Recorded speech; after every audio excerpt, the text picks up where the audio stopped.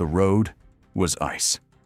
The Rolls-Royce had already stopped moving, folded against a pine tree 60 feet below the guardrail, steam lifting into the January dark like a final exhale. Daniel didn't think. He went over the edge.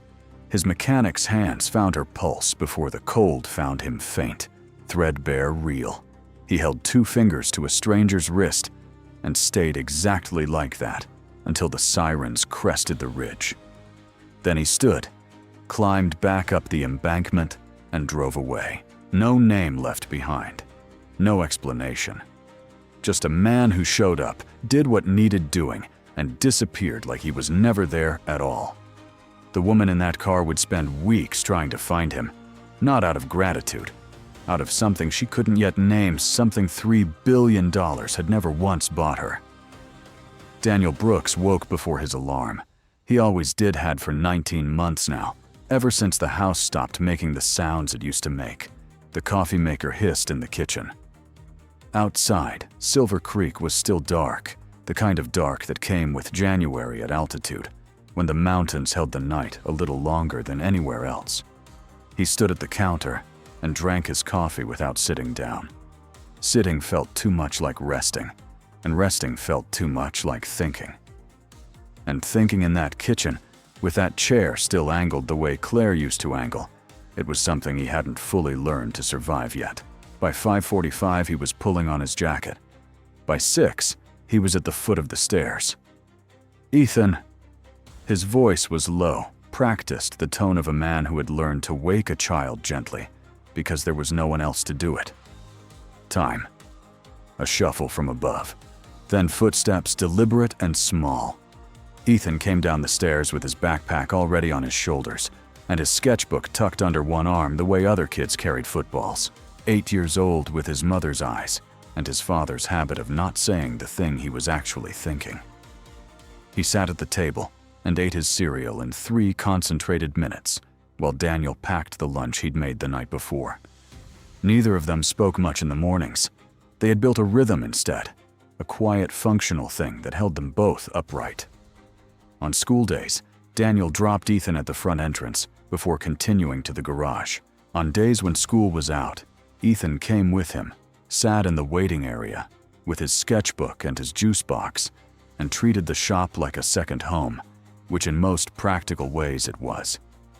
That January morning was a vacation day, and so Ethan was in the passenger seat as Daniel pulled onto Ridgeline Road, the boy's sketchbook already open on his knees. The roads were not good. Overnight snow had packed into a sheet of gray-white ice across Ridgeline's worst stretch, the 2-mile section above the tree line, where the guardrail was the only thing between the road and a long drop into pine and granite. Daniel drove it like he approached most things slowly, with both hands, reading what the surface gave him before he committed to anything. He had Ethan drop the sketchbook in the footwell when they hit the worst of it. "Just for a minute," Daniel said. Ethan tucked it under the seat without argument. They were 2 miles from the garage when Daniel saw the gap in the guardrail. Fresh. The metal was still bright where it had torn, not yet dulled by cold. He brought the truck to a stop at the side of the road and got out before he'd made any conscious decision to do so. Below the rail 60 feet down the embankment, a Rolls-Royce had met a pine tree. The hood was compressed. Steam rose from the engine in slow, spiraling columns. The driver's side door had come open on impact. He told Ethan to stay in the truck and call 911. Then he went over the edge. The slope was steep, and he went down it sideways, grabbing at frozen brush to slow himself. And when he reached the car, the first thing he did was check the driver. A woman. Unconscious, still belted in her head tipped toward the broken window. He put 2 fingers to her neck and found the pulse, thin but there. Present. He called out to her once. She didn't respond. He didn't move her. He knew better than to move her. So instead, he stayed exactly where he was, crouched beside the open door with his hand at her neck, and waited for the sirens that Ethan had already sent for. It took 11 minutes. He knew, because he counted in the way people count things, when they need their mind to stay somewhere useful. When the ambulance crested the ridge and the paramedics started down the slope, Daniel stepped back, let them take over without ceremony, and climbed back up the embankment the same way he'd come down. He got in the truck. He looked at Ethan, who was watching him with that careful measuring expression he'd inherited from somewhere, certainly not from Daniel, who had never in his life looked careful. "She okay?" Ethan asked. "Don't know yet," Daniel said. "Probably." He pulled back onto the road and drove the rest of the way to the garage. He was 40 minutes late opening. Victoria Hale woke to white ceiling tiles and the particular hum of a hospital that never fully sleeps.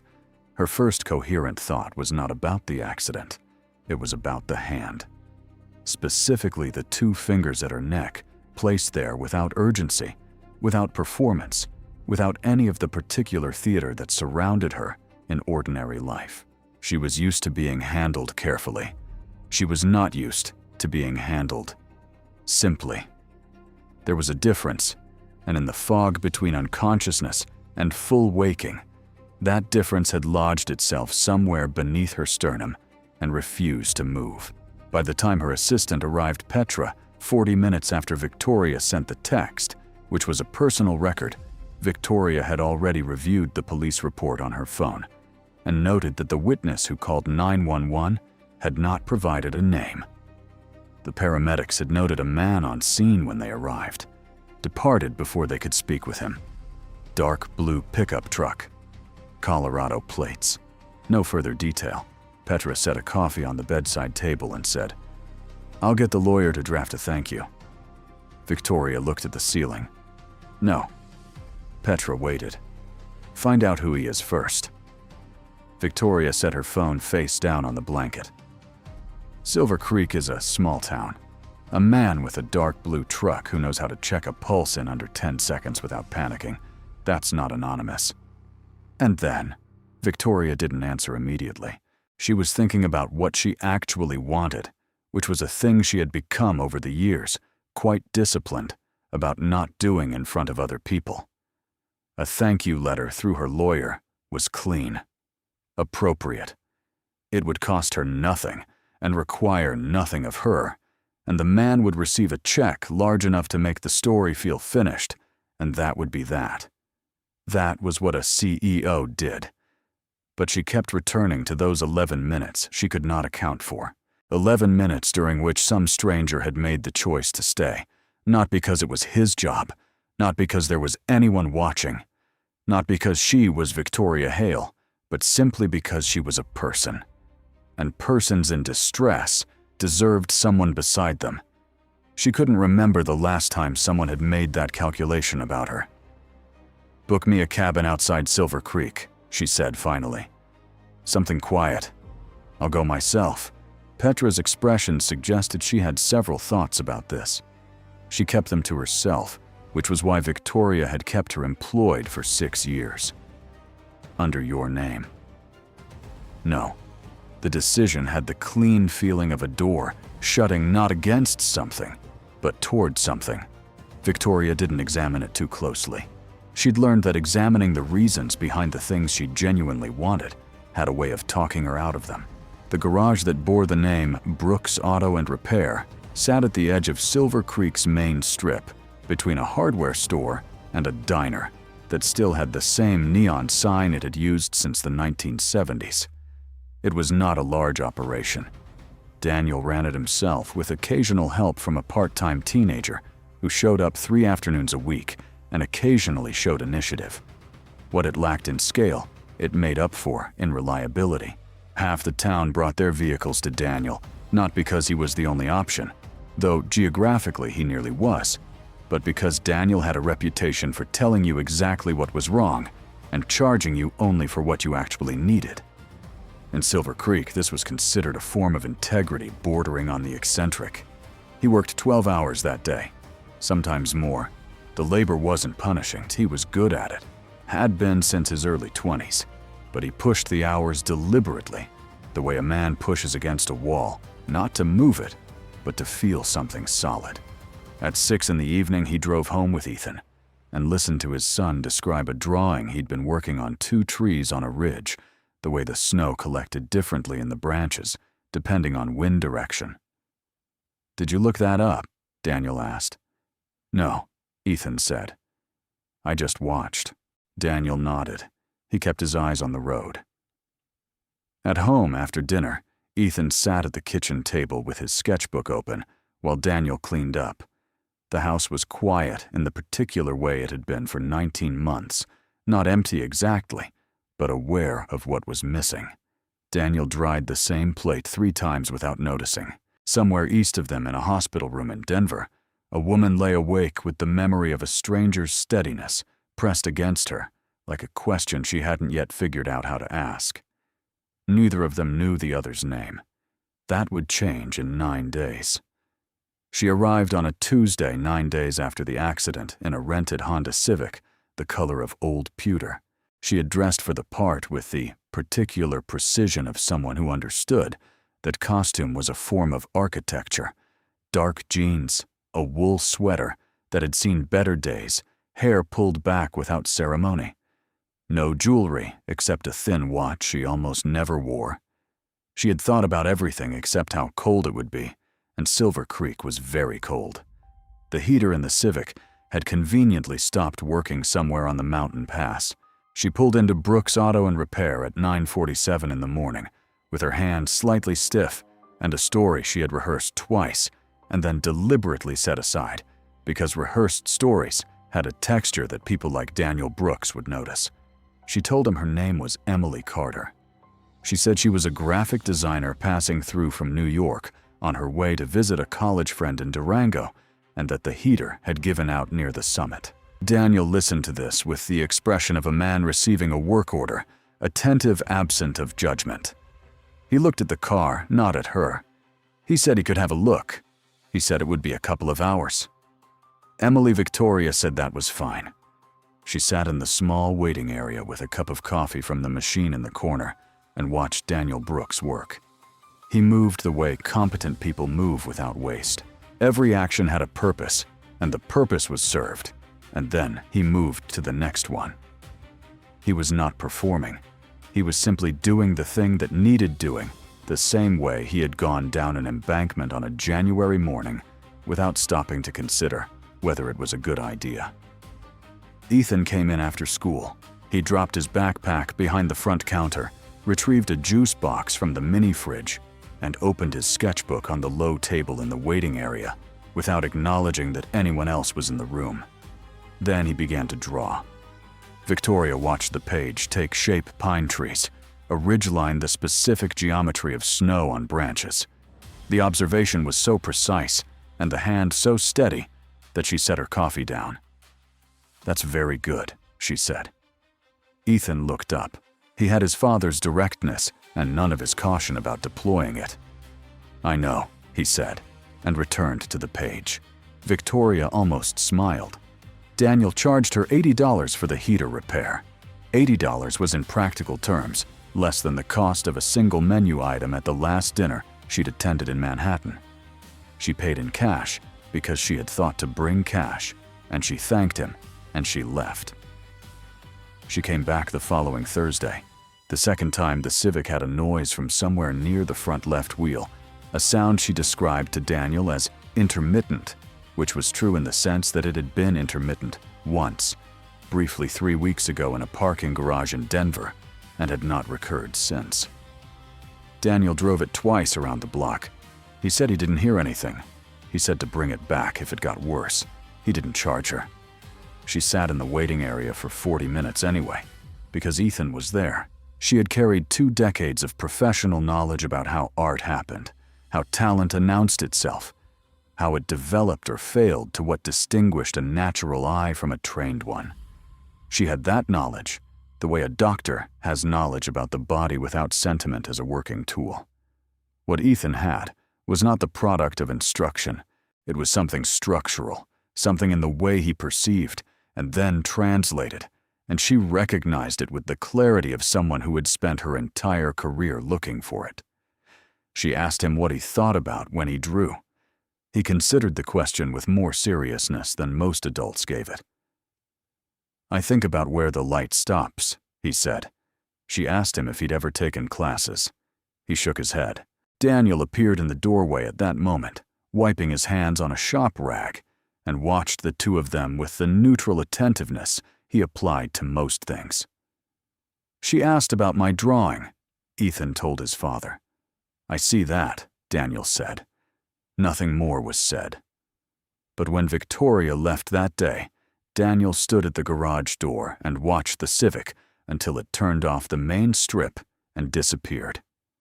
The weeks accumulated. She found reasons, a warning light, a tire. She wasn't sure about a strange smell from the vents that resolved itself before he could identify it. Daniel fixed what he could find, and didn't bill her for what he couldn't. And each time she sat in the waiting area and talked to Ethan about his drawings, and drank the bad coffee from the machine, and felt incrementally, and without quite authorizing it like herself. Not the self she performed. The other one. 6 weeks in, she was showing Ethan a photograph on her phone, a painting she had acquired in Paris 2 years ago, a study in compressed light that she thought he would appreciate, when she mentioned without thinking that the artist had shown it first at Art Basel. Ethan looked at the painting. She looked at her phone. Neither of them registered what she'd said. Daniel across the room registered it. He didn't say anything. He went back to the engine he was working on, and he stayed there until she left. And then he went to the office and sat in the chair and typed Emily Carter, graphic designer, New York, into his phone. Nothing meaningful came back. He tried the image a long shot, but the phone had a decent camera, and he'd taken enough glances across the waiting room. The results were uncertain. He tried Victoria Hale instead, because the name had surfaced somewhere in the back of his mind, like a piece of debris he hadn't known he'd stored. He didn't remember where he'd heard it. The search took 4 seconds. He sat with the results for a long time. He didn't say anything for 3 days. He watched her the way he'd described watching a car before putting it on the lift, not looking for the thing he expected to find, but for the thing he hadn't expected. And what he found was that she laughed at something Ethan said, and the laugh was not managed. What he found was that she held the coffee cup with both hands because the waiting room was cold and she hadn't asked him to turn up the heat. What he found was that she was paying attention to his son in a way that wasn't performance, not philanthropy, not networking, just attention given freely to a kid who could use more of it. This did not make things simpler. On the 4th day, she came back. She said something was clicking again near the front left. He came around the counter and looked at her, not at the car. Victoria, he said. The name landed in the space between them and didn't move. Her expression didn't collapse into guilt or explanation. She held very still the way something holds still when it knows running is no longer an option. How long, she asked. Few days. She looked past him toward the waiting area. Ethan wasn't there. School wasn't out yet. I didn't come here to manipulate anyone, she said. I came because I needed to understand what kind of person does what you did on that road. Without, she stopped, started over. The way I live, people do things because of what I represent, not because of what I am. I needed to meet you as a person, not as a transaction. Daniel listened to this without expression. Then he said, Ethan opened up to you. I know. He doesn't do that. I know that too. The garage held the particular quiet of a cold afternoon, the tick of metal settling wind off the mountain pressing at the corrugated walls. Daniel looked down at his hands, which still had grease in the creases of the knuckles, the way it always did by mid-afternoon. I need a few days, he said finally. Come back Friday. She nodded. She picked up her keys from the counter, and she walked to the Civic, and she drove away. She did not make a case for herself. She did not explain further. He had asked for something specific, and she gave him the specific thing he asked for without negotiating, and he noticed that too. She came back on Friday. Daniel was ready to talk, but not ready to fully resolve it, and she understood the difference. They stood in the garage for 20 minutes, And he said that trust wasn't something he switched back on like a circuit breaker, and she said she knew that, and they left it there. Incomplete, but honest.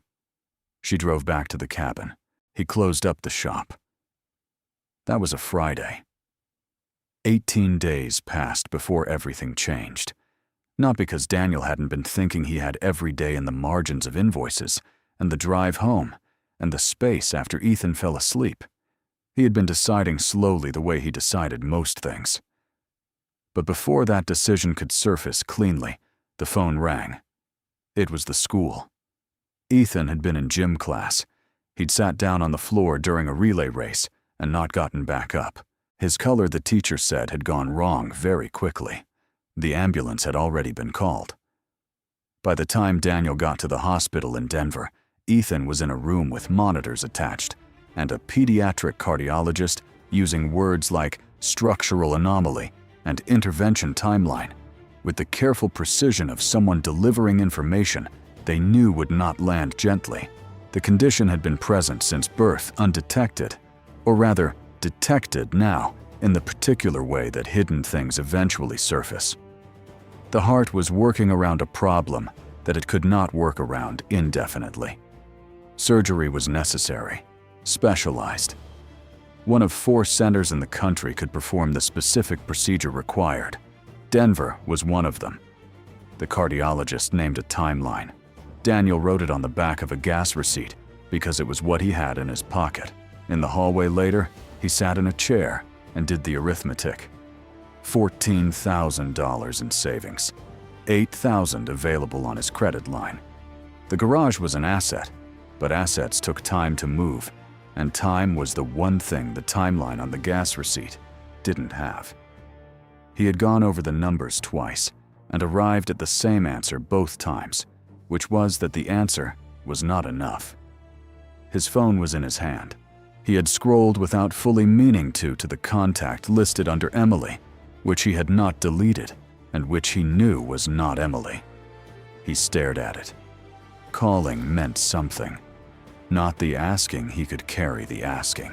It was the acknowledgement underneath the asking, the admission that he had spent days deciding whether to trust her, and the decision had already been made before Ethan sat down on that gymnasium floor, and now the circumstances looked different, and he did not want her help to arrive wrapped in desperation, because desperation changed the shape of things in ways that were hard to come back from. He put the phone in his pocket.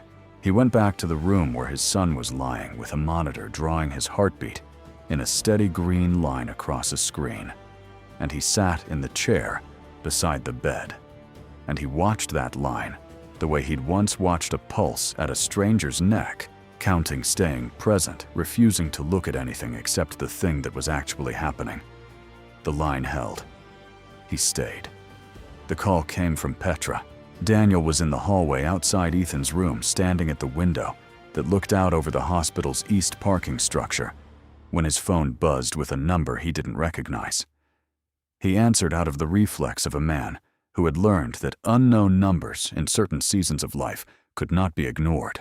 Petra introduced herself by name and by role, quickly and without ceremony, in the manner of someone who understood that the person on the other end of the line did not have patience for preamble.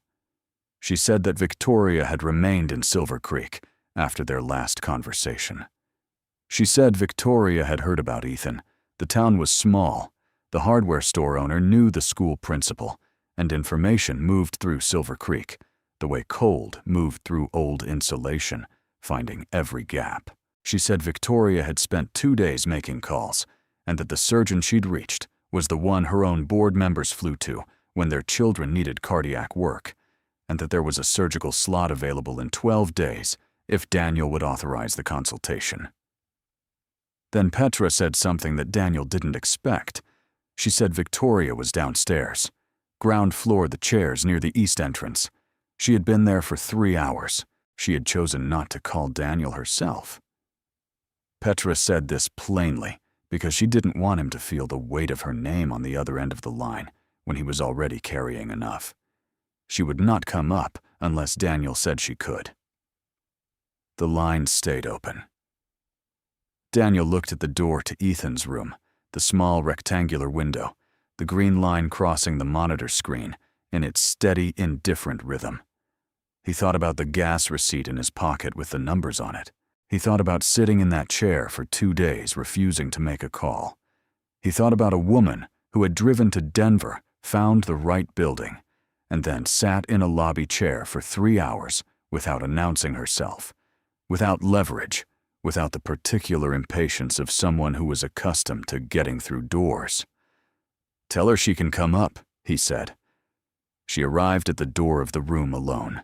No flowers, no food, no envelope, none of the objects people carried to hospitals as shields against the discomfort of simply arriving empty-handed.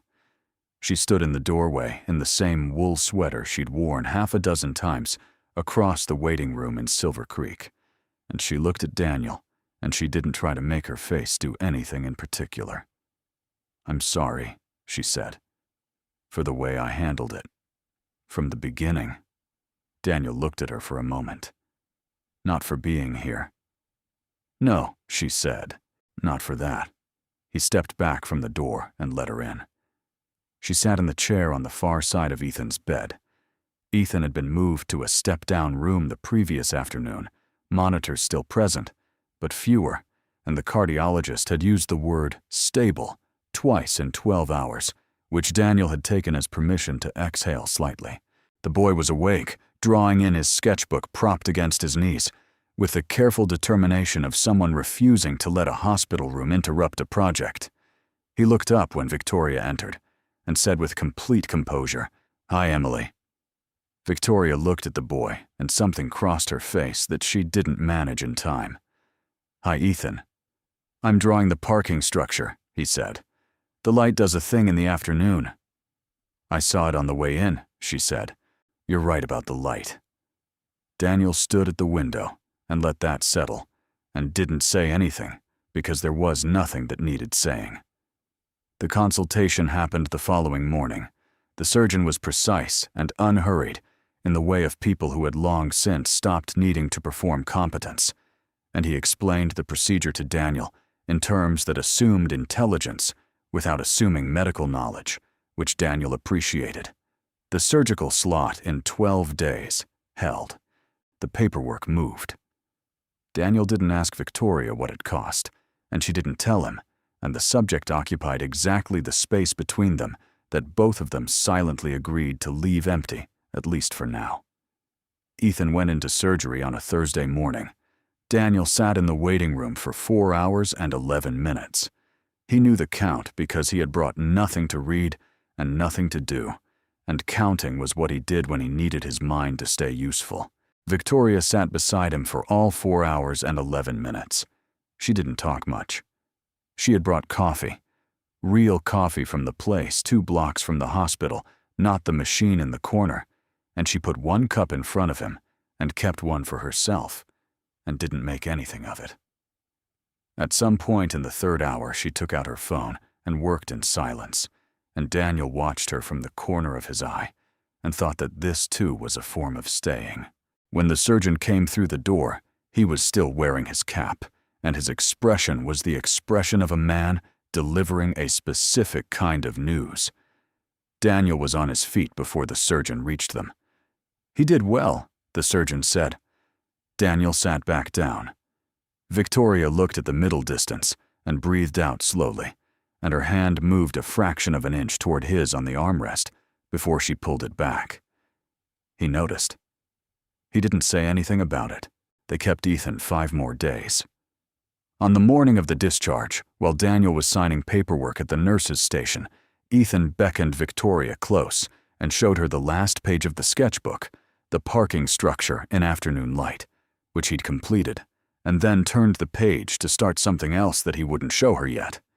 She didn't ask. She understood with the professional instinct she couldn't fully turn off, even in a hospital room, that the work that mattered was always the work the maker wasn't ready to share. The drive back to Silver Creek took just under 2 hours. Ethan sat in the back seat with his sketchbook and his headphones and fell asleep somewhere near the first mountain pass. Daniel drove with both hands on the wheel the way he always did on these roads, and the truck was quiet except for the heater and the faint sound of wind across the windows. 30 miles outside Silver Creek, Ethan woke up, pulled one headphone off, and said without prelude, "Is Emily coming for dinner?" Daniel kept his eyes on the road. In his jacket pocket, his phone registered the weight of a contact he had never deleted. "I'll call her," he said. She brought nothing. He hadn't asked her to bring anything. Daniel cooked something simple, the kind of food that came from knowing a kitchen rather than performing in one. Pasta, a sauce that had been his wife's recipe before it became his bread from the place on the main strip that still used the same oven from the 1980s. Victoria stood in the kitchen doorway at first watching until Ethan installed at the kitchen table with a glass of water and the authority of a recently discharged cardiac patient who had decided this gave him supervisory rights, pointed at the cabinet beside the stove and told her the colander was in there. She found it and handed it over. "The bowls are up top," Ethan said. "The big ones, not the white ones." "What's wrong with the white ones?" "They're too small." She reached for the right cabinet on the first try, which was either luck or the practiced spatial memory of someone who had been in this kitchen enough times in her mind to know it. She set the bowls on the counter, and Daniel glanced sideways at her, and she looked at the bowls with the focused neutrality of someone not acknowledging a thing that had just happened. They ate at the kitchen table. Ethan talked about the parking structure and the light, and a drawing he'd been planning since before the hospital that he wanted to do outside on Ridgeline Road when the weather allowed. Daniel listened and asked the questions that kept Ethan going. Victoria ate and said little, and watched the two of them with the expression she wore when she was looking at something she recognized, not sentimentally, but with the clarity of identification. After dinner, Ethan cleared his plate without being asked to have it, so ingrained it happened automatically, and then he retrieved his sketchbook from the counter and sat back down. He drew for several minutes in the quiet that had settled over the kitchen, a comfortable quiet, the kind that didn't require filling. Daniel poured coffee. Victoria turned her cup in her hands the way she did when she was thinking. Then Ethan turned the sketchbook around. The page showed Ridgeline Road in winter. The pine trees arched overhead, their branches holding snow in the specific geometry that Ethan had been studying, since before any of them knew where that attention would lead. The snow itself was left as blank paper, not absence, but whiteness, the page itself serving as the thing it represented. At the lower right of the image, rendered in a scale that made them small against the trees and the road and the sky, 3 figures. 2 tall, 1 short, standing together beneath the canopy of branches. No one arriving, no one leaving, simply present in the way of people who had made a decision about a place and were no longer weighing it. In the lower corner, in the careful block, lettering Ethan had been practicing for months, Ridgeline. January. Neither adult spoke. Daniel looked at the image for a long time. Victoria looked at it in the way she looked at work that was genuinely beyond what she'd anticipated, not with the professional assessment she carried as a default, but with something quieter than that. Ethan watched both of them with the particular satisfaction of a person who has made the thing he intended to make. Victoria set her coffee cup down. She reached across the table and placed her hand over Daniel's, not gripping, not holding, simply placing it there, light and deliberate. She left it for a moment. Then she drew it back. Outside the kitchen window, snow had begun to fall, the soft, unhurried kind that came in late evening, settling over the roof of the garage and the bed of Daniel's truck and the branches of the pine trees at the edge of the yard. It covered everything with the same indifferent evenness, making no distinction between what was worn and what was new, between what had been broken and what had only just been built. The town went quiet beneath it, the way it always did, the way mountains go quiet, when the weather decides pressing the world down into something small and still, and for a moment uncomplicated. Ethan turned to a new page in the sketchbook. He began to draw.